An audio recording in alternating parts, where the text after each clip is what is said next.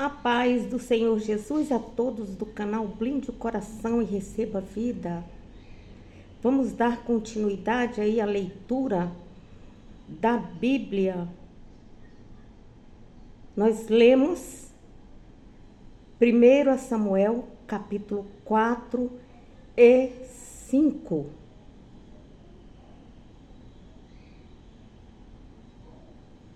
Nós podemos observar que houve uma sequência de fatos que o povo de Israel foi ferido. E hoje eu vou te ensinar por que muitas pessoas se encontram feridas, magoadas, machucadas dentro das suas casas, nos seus trabalhos, na sua igreja, desacreditando da palavra do Senhor. O motivo o qual as pessoas estão desacreditadas em Deus. No capítulo de 1 Samuel 4 e 5, Israel foi derrotado, porque o sacerdócio desvirtuou-se e o povo passou a viver em desobediência aos mandamentos de Deus. Os israelitas levaram a arca do concerto para a batalha, julgando que isso lhe seria a garantia da vitória. Ao invés disso, eles deveriam ter se arrependido e execrado seus caminhos pecaminosos para terem a bênção de Deus. A arca representava ali a presença de Deus, a glória de Deus. E os israelitas achavam que a arca lhe seria uma garantia incondicional do favor e poder de Deus. Eles não compreendiam que era um símbolo das coisas espirituais e que isso não garante absolutamente a realidade de que ele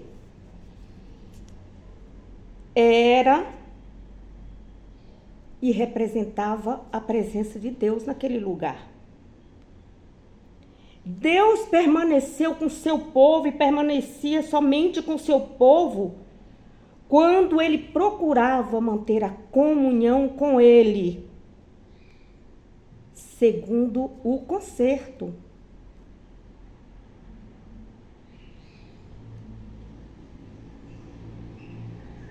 Semelhantemente, sob o novo concerto, alguém ser batizado em água ou participar da ceia do Senhor, nenhum benefício espiritual lhe trará, a não ser que viva em sincera obediência ao Senhor e trilhar os seus justos caminhos.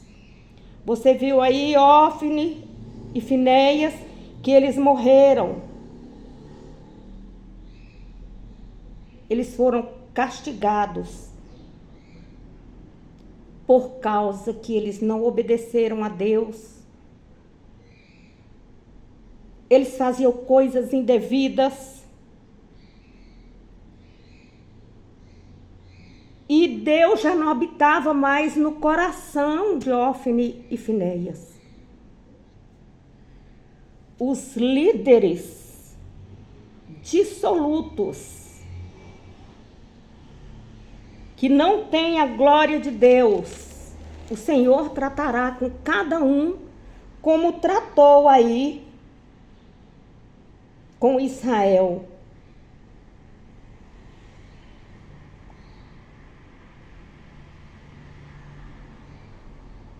O nome Icabó significa sem glória. A glória de Israel era Deus e a presença manifesta na terra a favor do seu povo. A viúva de Finéias tinha justa razão em se preocupar com o afastamento da presença de Deus. Devemos viver em santidade. Devemos viver buscando os dons do Espírito Santo, porque quem concede o dom e os dons do Espírito Santo para você e para a igreja continua sendo Deus. Ele não mudou. Ele é o mesmo de ontem, hoje e será eternamente. Como que esse povo quer conhecer Deus se eles não querem ler a Bíblia, ouvir, aprender para mudar a mentalidade? Vou mostrar uma coisa. Aqui é uma réplica da Arca da Aliança. Dentro da Arca da Aliança estava ali as leis escritas em pedra com o próprio dedo de Deus. E o primeiro mandamento da Bíblia é este, e não mudou, continua sendo este: amarás o Senhor teu Deus com todo o coração, com toda a tua alma e com todo o teu entendimento. Então, coração, alma e entendimento. E precisamos conhecer Deus através da sua palavra, porque a Bíblia é a boca de Deus, falando comigo, falando com você. E a minha prioridade, a nossa prioridade, é a devoção a Deus sobre todas as coisas. Ele ser dono absoluto do nosso coração, da nossa alma. Existe um único Deus apenas. O primeiro dever do homem, da mulher, da criança, do adolescente é reconhecê-lo como Deus, Criador, e lhe dar glórias. Aleluia. Então glorifique, mesmo na tristeza, na alegria, na dor, glorifique ao Senhor. E nada vai te afastar do amor do Deus Todo-Poderoso. Nada, nem ninguém. Você não vai cair em apostasia em ver uma pessoa se afastando do caminho do Senhor. Ficamos tristes, mas devemos orar, porque quem faz a obra é o Espírito Santo, não sou eu e não é você. Então busque a Deus enquanto se pode achar. A porta da graça está se fechando. Ame a Deus. Busque a Deus em primeiro lugar e a sua justiça, e todas as outras coisas vos serão acrescentadas. Vamos ler então 1 Samuel, no capítulo 6 e 7, em nome de Jesus. É lendo a Bíblia que conhecemos a Deus. É lendo a Bíblia, o nosso devocional, devoção. Vigiar, orar, se santificar e glorificar a Deus. No capítulo 6, eu vou estar lendo aí, na nossa Bíblia indiana, dos nossos irmãos ali que escreveram, Nova Bíblia Viva, capítulo 6.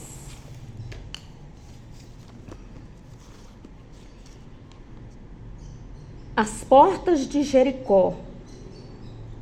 Aliás, 1 Samuel, eu estou lendo Josué, desculpa. 1 Samuel, capítulo 6, no versículo 1.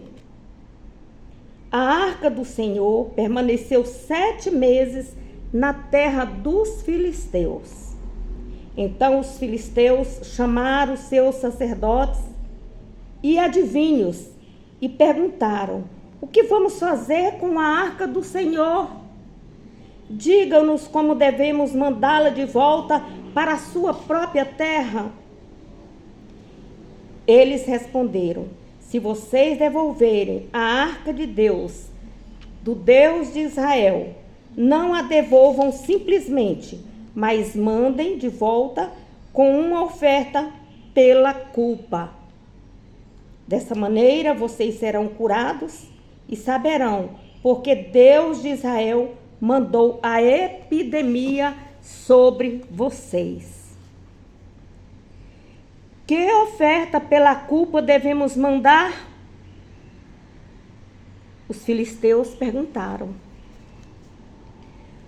E os sacerdotes e adivinhos responderam: mandem 5 modelos de ouro dos tumores causados pela epidemia e 5 modelos de ouro dos ratos que vêm arruinando toda a terra, de acordo com o número de governantes filisteus, visto que a mesma praga atingiu vocês e os seus governantes. Façam imagens dos tumores e dos ratos que andam castigando vocês, e deem louvores ao Deus de Israel. Talvez ele pare de castigar vocês e os deuses que vocês adoram e a terra de vocês. Não sejam teimosos e rebeldes como o faraó, e não sejam teimosos e rebeldes como o faraó e os egípcios. Eles não quiseram permitir que Israel saíssem até que Deus os destruiu com pragas horrorosas.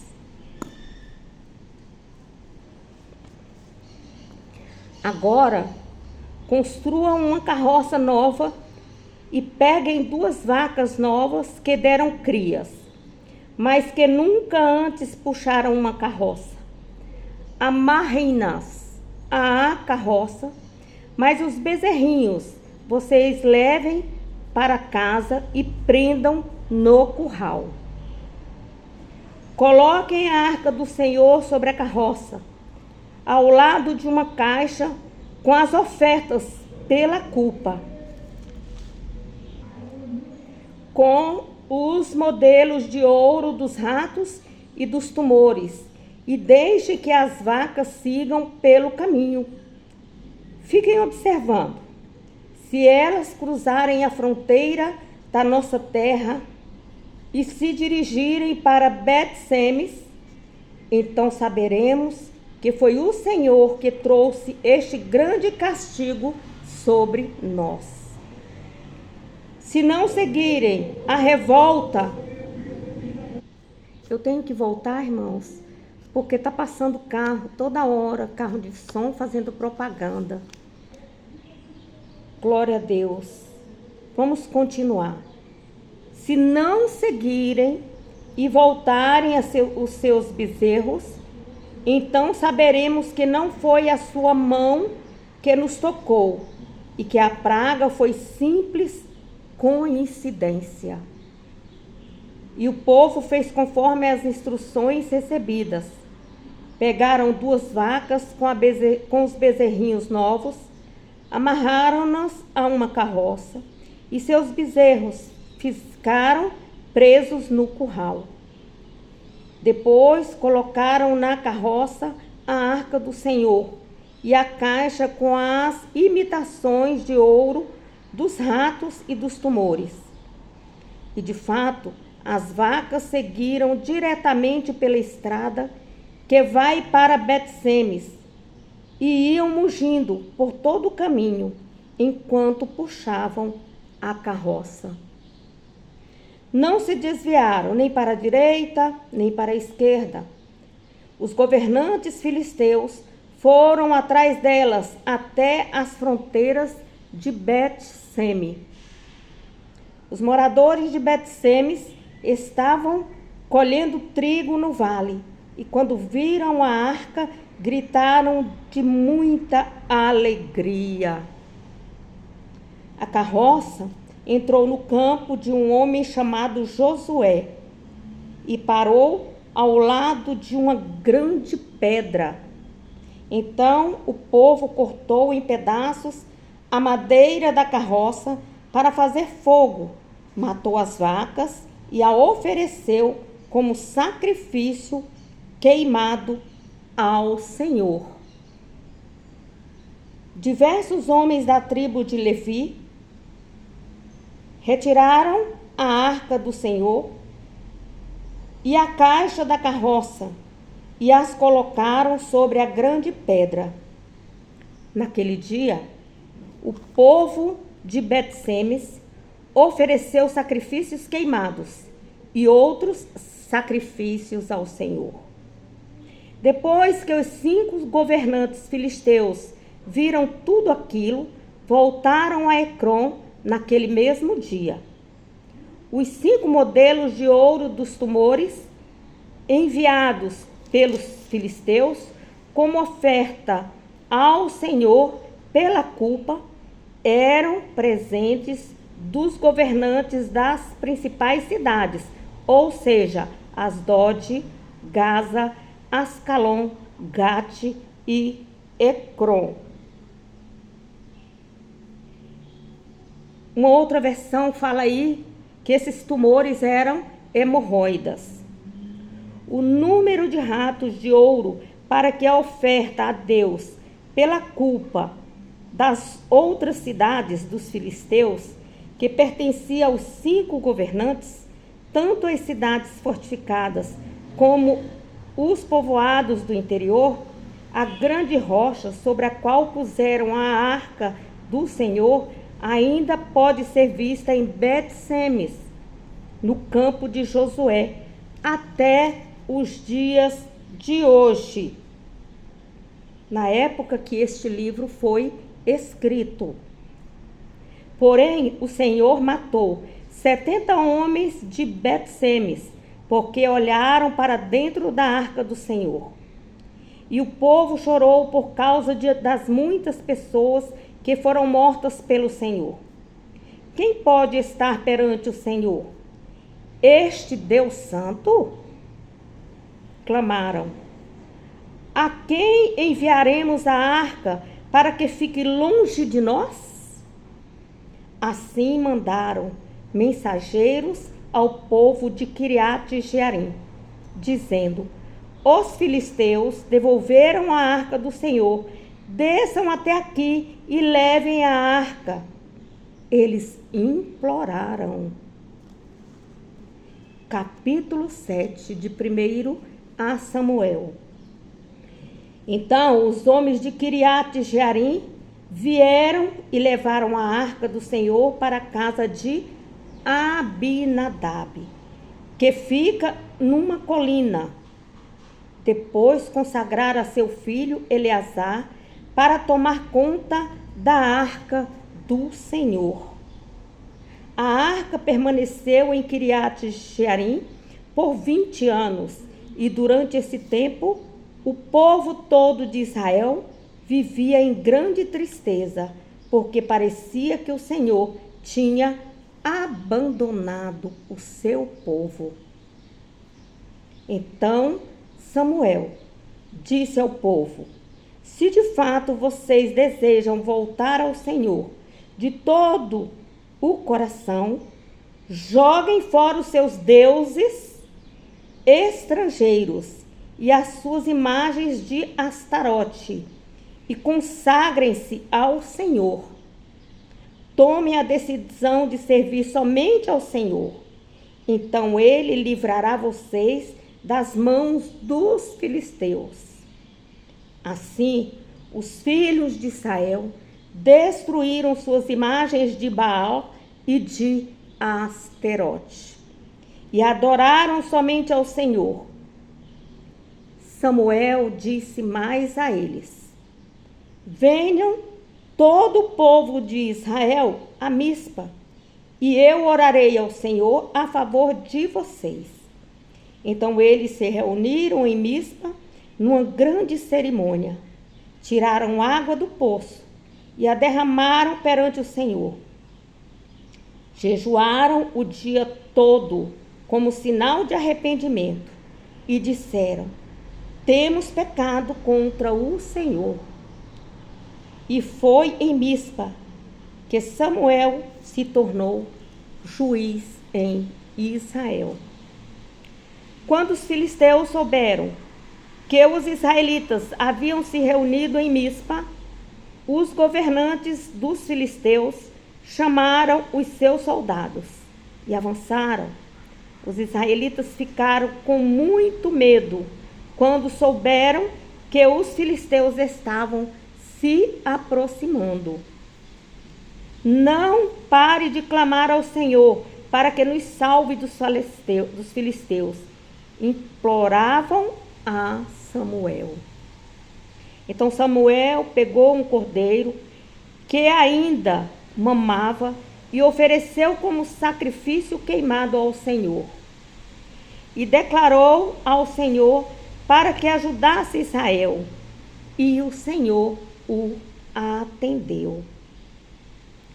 Enquanto Samuel oferecia o sacrifício queimado, os filisteus chegaram para guerrear, mas o Senhor falou por meio de uma poderosa voz de trovão que vinha do céu.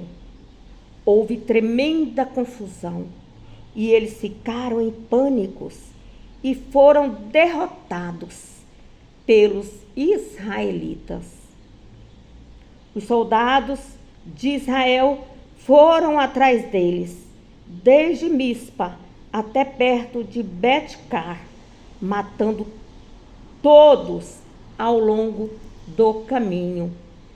Então Samuel pegou uma pedra e o colocou entre Mispa e Sem, e deu a esta pedra o nome de Ebenezer, porque ele disse: até aqui o Senhor nos ajudou. Assim os filisteus foram dominados e não invadiram mais o território de Israel. A mão do Senhor esteve contra os filisteus enquanto Samuel viveu. As cidades israelitas que os filisteus haviam conquistado foram devolvidas a Israel, desde Ecrom até Gate, pois o exército israelita os livrou das mãos dos filisteus.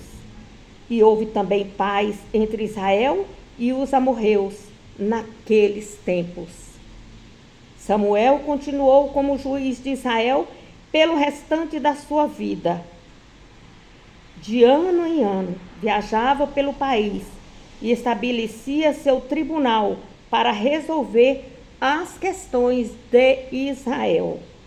Primeiro em Betel, depois em Gigal e depois em Mispa. Depois ele retornava a Ramá, onde ficava a sua casa, e ali também Samuel julgava os casos que lhes eram apresentados. Em Ramá, ele construiu um altar ao Senhor. Glória a Deus. Ebenezer significa pedra de ajuda. Que o Senhor possa estar te ajudando neste dia de hoje. Que o Senhor possa voltar o seu rosto para você e que você se volte para Deus Pai, Filho e Espírito Santo. De coração, mente e alma. Que você entenda bem o primeiro mandamento da lei de Deus. Amarás o Senhor teu Deus de todo o coração, com toda a tua alma, com todo o teu entendimento.